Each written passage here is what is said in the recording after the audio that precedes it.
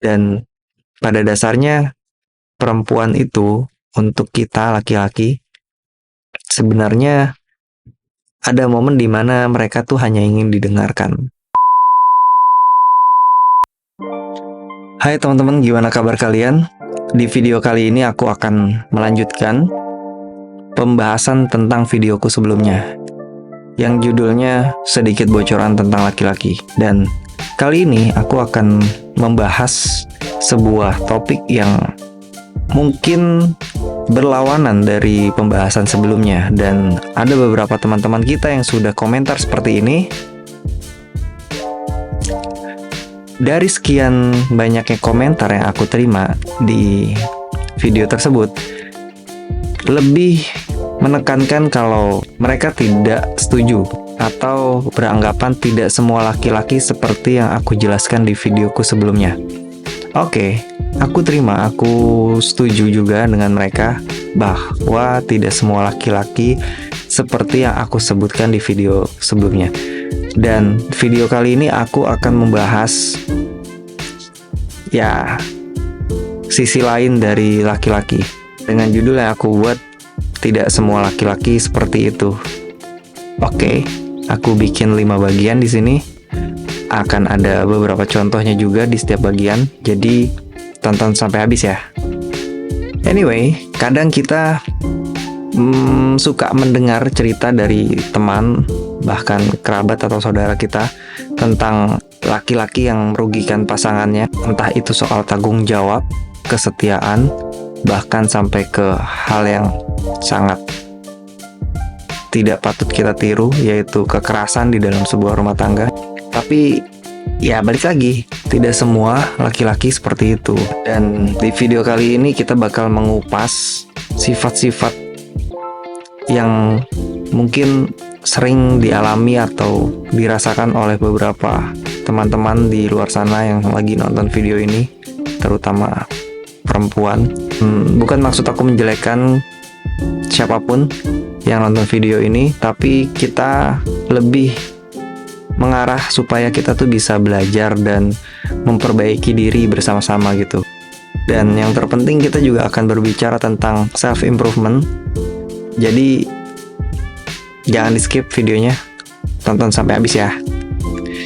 Bagian yang pertama, laki-laki yang tidak bertanggung jawab. Oke, pertama kita akan bahas soal tanggung jawab nih.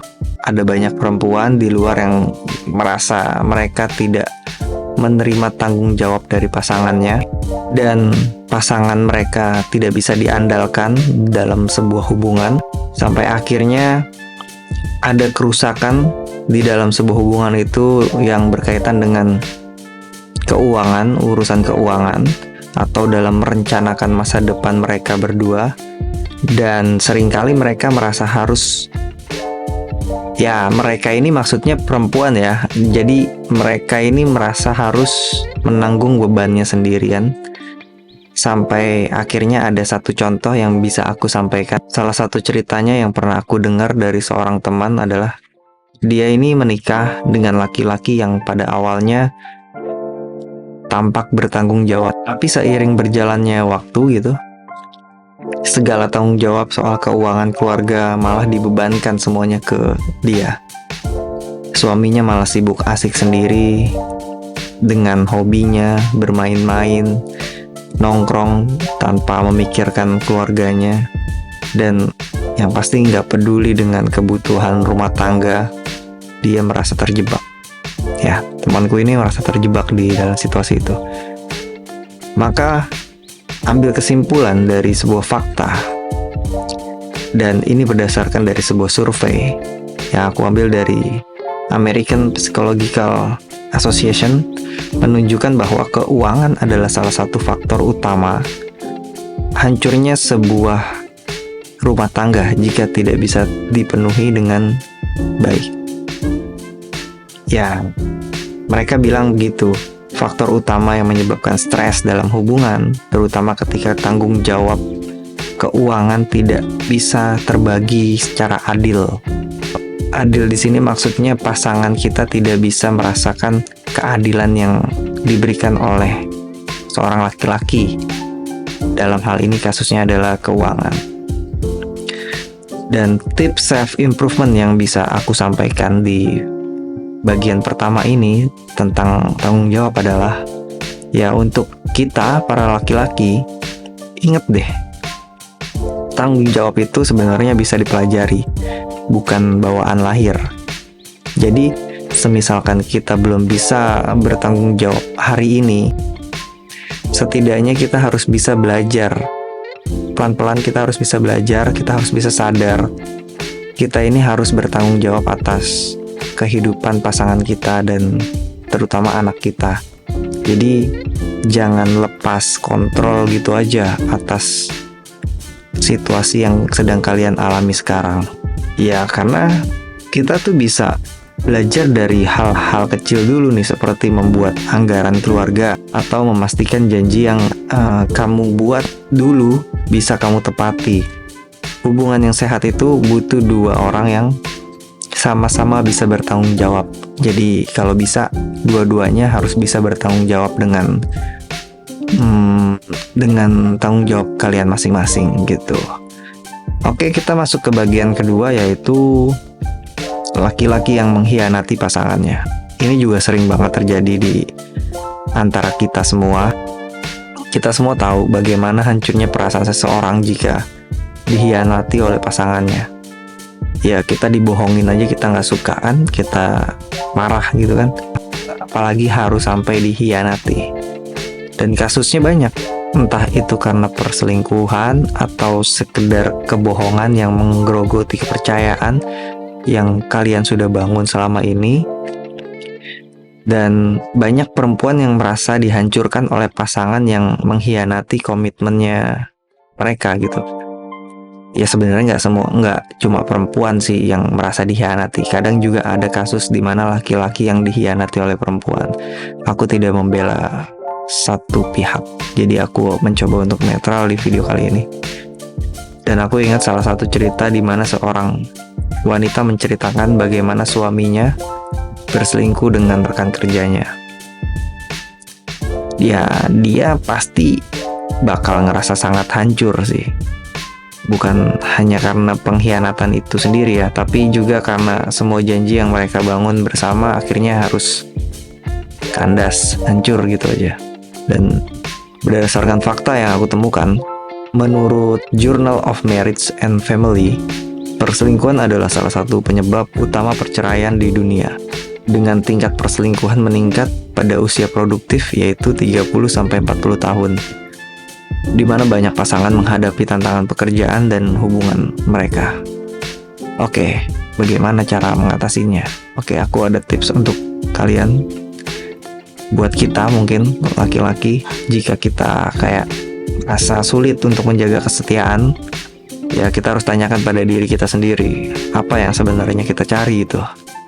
Atau buat perempuan juga bisa, kalian bisa tanyakan kepada diri kalian sendiri, apa sebenarnya yang kalian cari. Apakah hubungan ini tidak akan lagi memuaskan, atau ada masalah dalam diri kita yang perlu diselesaikan gitu kan. Bicarain masalahnya bareng-bareng kalau bisa. Jangan sampai kita keep sendirian sampai akhirnya nanti meledak jadi sebuah kerusakan di dalam hubungan kalian.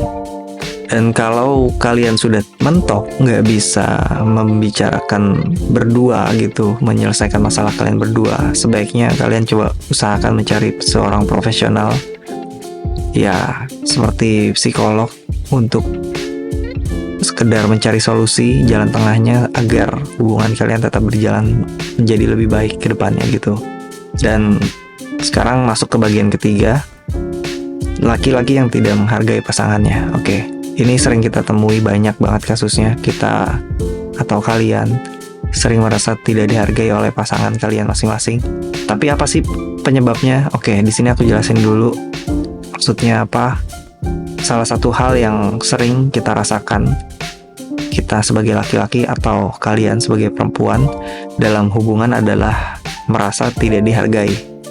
Ya, contohnya kita laki-laki yang kadang terlalu fokus pada dunia pekerjaan, kita fokus mencari nafkah untuk keluarga kita gitu kan, untuk kebutuhan kita sehari-hari, sampai akhirnya lupa bahwa pasangan kita tuh butuh perhatian dan penghargaan mungkin dari kita.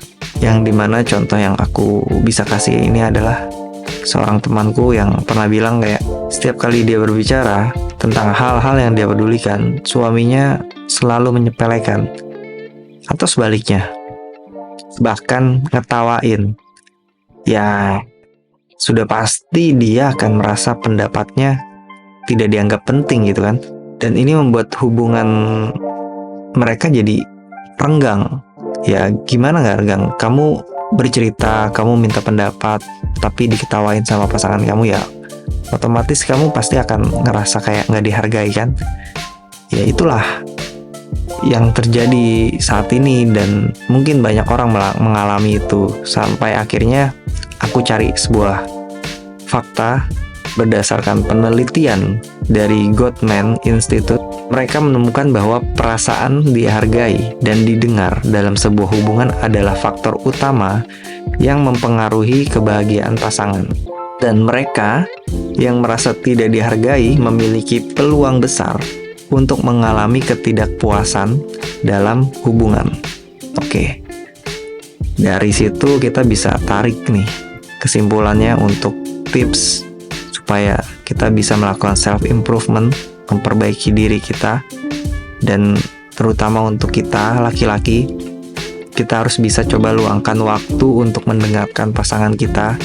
Dan ini bisa juga untuk kalian perempuan, kalian juga harus bisa mencoba mendengarkan pasangan kalian. Jadi intinya harus saling bisa menghargai deh. Jangan cuma kita misalkan laki-laki mendengarkan pasangan kita ngomong, minta pendapat, dia belum selesai langsung kita potong, langsung kita udah begini aja.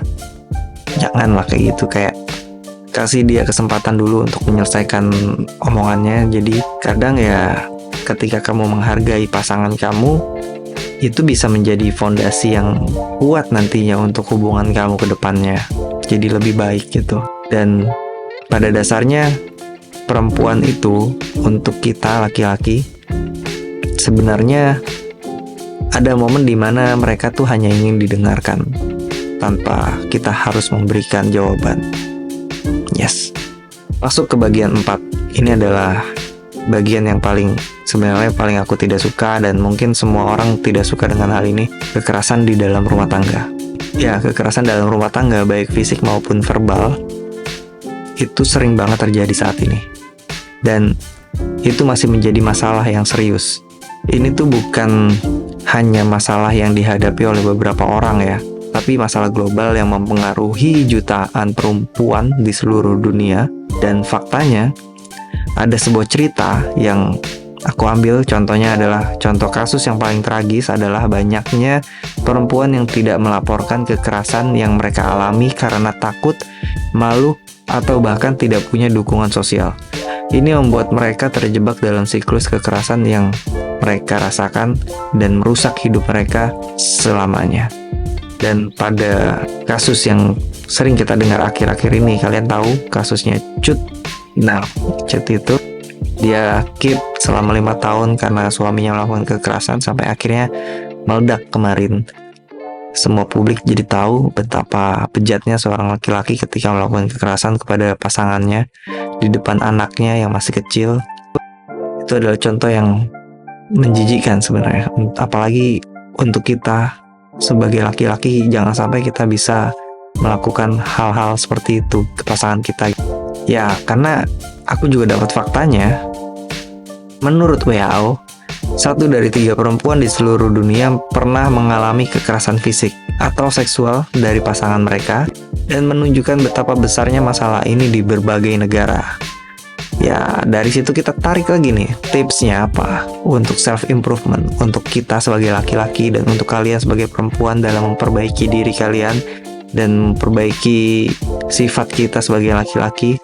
Ya, untuk kita mungkin merasa sulit ya mengontrol amarah. Jadi penting sih untuk memahami bahwa kekerasan itu bukan solusi.